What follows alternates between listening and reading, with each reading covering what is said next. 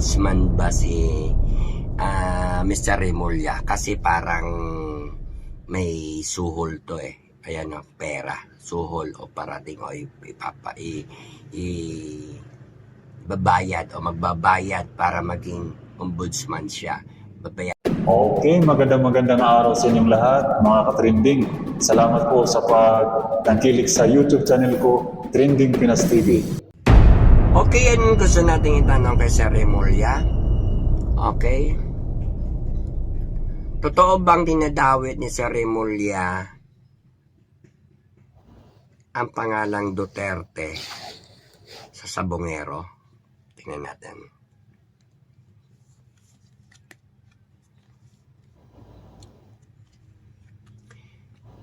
Yes. Dahil sa posisyon at kaliwat kanan na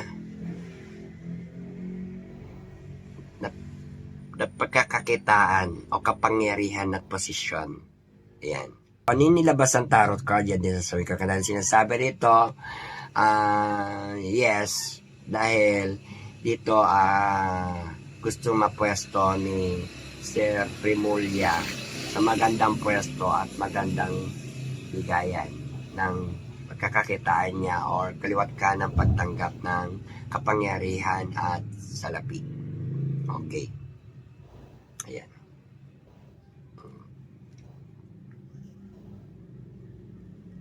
Dahil sa posisyon, no?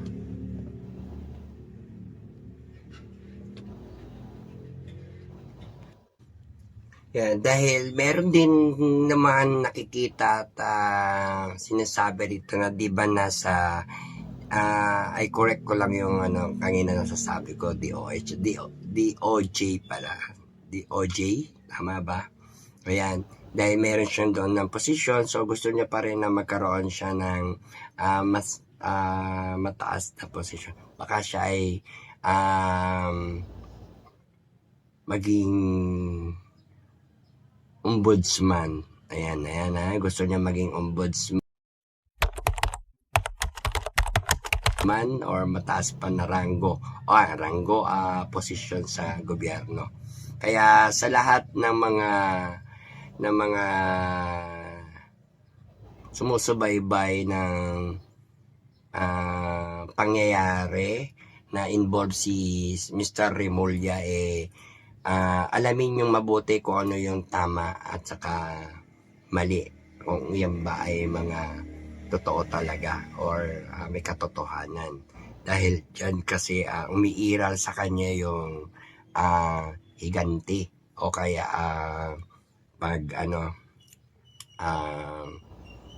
pagsasataas ng kanyang posisyon at batas or kapangyarihan sa batas. Ayan. So tingnan naman natin ngayon ang pangalawang tanong. Ayan. Magiging ombudsman ba si Mr. Remulla? Ayan, tingnan natin.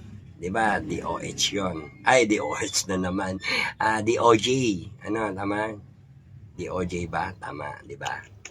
Okay. Tingnan natin kung magiging ombudsman ba siya. Kasi may mga nagtatanong yan.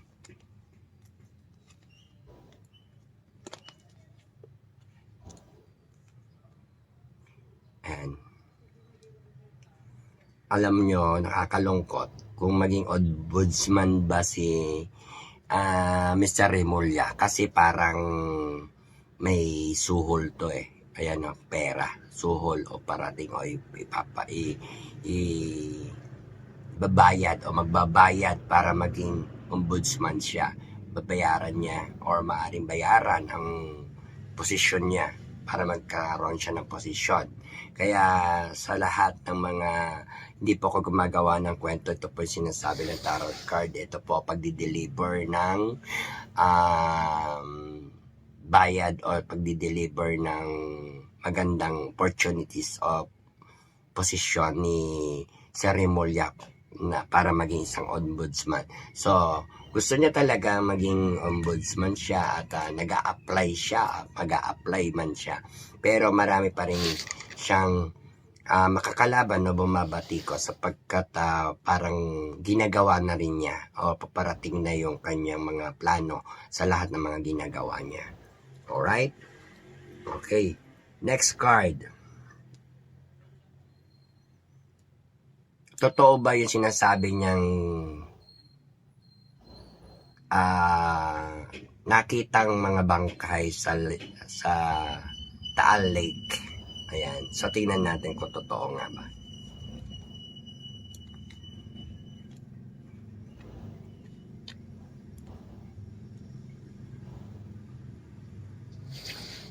Hindi. Dahil meron siyang mga pansamantalang pagpipigil at papapalit ng mga tauhan.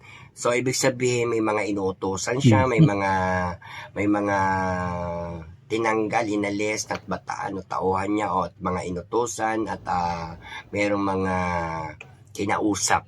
Ayan. So, ibig sabihin, planado. Ayan.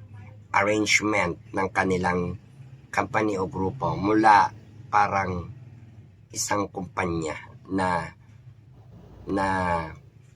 pinlano lahat ng mga tao, komposisyon ng tao, or kung ano yung mga karakter ng mga tao. Ayan. At tinatanong natin kung totoo ba, no? Sabi naman kasi dito ay no. Number of 5. Ibig sabihin, may na-involve pa rin na may nag-uutos na pinagmulan ng idea, babae. Ayan. Alright. Next card.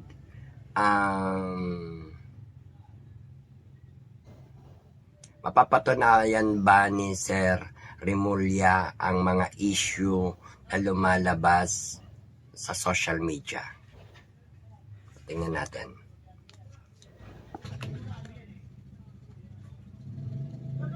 Hard prayer. Kailangan niya ng hard prayer. Kailangan niya magdasal dahil 50-50 na yung kanyang bad sign.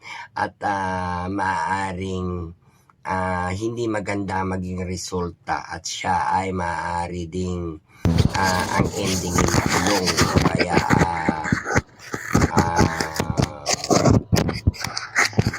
malagay sa alanganin o di magandang kalagayan si Sir Remulla at ingat na lang po sa Remulla dahil sinasabi dito yung inyong kalagayan at sitwasyon.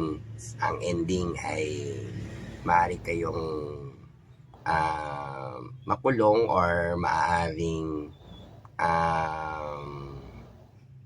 makasuhan or panagutin sa mga kasalanan or yung mga bagay na mapatunayan. Kaya tinatanong natin kung may katunayan, mapapatunayan ba is 50-50? Maaring hindi niya mapatunayan niyang lahat ng mga issue na yan na nangyayari dahil may mga nabubuo dito mga pinag-utusan o inutos. Ayan. Mga bataan o tauhan. Ayan. Last card.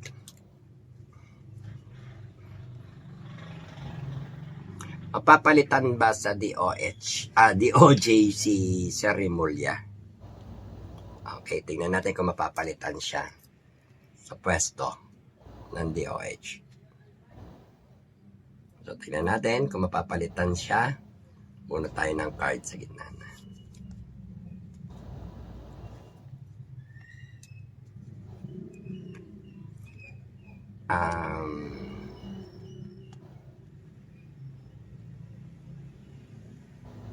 50-50 pa, pero may chances siya mapalitan din dahil nga lang kasi sa pagtanggap ng pera or kung may involve yung money or yung ibig sabihin yung nakukuha niya or nagkakaroon siya ng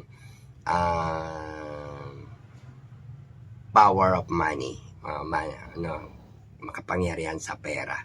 50-50. Kaya sa mga nagtatanong dyan, ayan, sinagot na natin ang inyong request na makita nyo ang inyong mga katanungan at ibang nais malaman kay Sir Remulla. Kaya ako po ay nagbabahagi lamang sa inyo ng mga